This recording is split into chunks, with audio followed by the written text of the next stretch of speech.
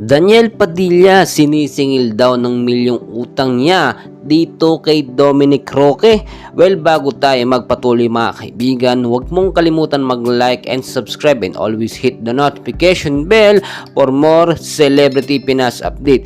Well guys, alam naman natin na magkaibigan itong si Dominic Roque at Daniel Padilla noon. Pero dahil nga po sa hiwalayan nila ni Kathryn Bernardo at Daniel ay nasira yung pagkakaibigan. Alam naman natin na maraming pera itong si DJ Daniel Padilla. Lahat ini-invest niya po, pero hindi din maiiwasan kapag may negosyo ka ay makakahiram ka ng pera sa kahit sinong mga kaibigan mo, lalo na kapag malapit sa'yo. So nakita po natin dito, unang-una hindi inimbitahan ni Dominic Roque at ni Bea Alonzo itong si Daniel Padilla sa kanilang kasal, pero si Kathryn Bernardo invited. So very obvious naman na ayaw nilang makita si Daniel dahil nga cheater daw ito at niloko si Kathryn, dahil kapag nagkasama nga sila doon sa kasal baka iba pa isipin ng mga tao.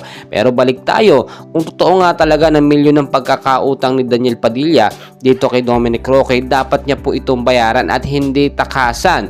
Ngayon po kasi alam naman natin parang yung pagkakaibigan nasisira kapag yung lalaki ay manloloko tapos kaibigan nila yung babae, which is eto nga po si Kathryn Bernardo. Pero kung titignan nyo namang mabuti, hindi naman dapat i-rush ni Dominic Roque etong si Daniel Padilla na makapagbayad. Hayaan muna na niya na makarecover etong si DJ sa kung ano man yung kanyang pinagdaraanan ngayon. May mga balita po kasi na yung mga business niya ay nalugi at nagsara. Kaya bigyan pa ng konting chance para makaahon, makahanap ng other sources at makabayan din sa tamang oras.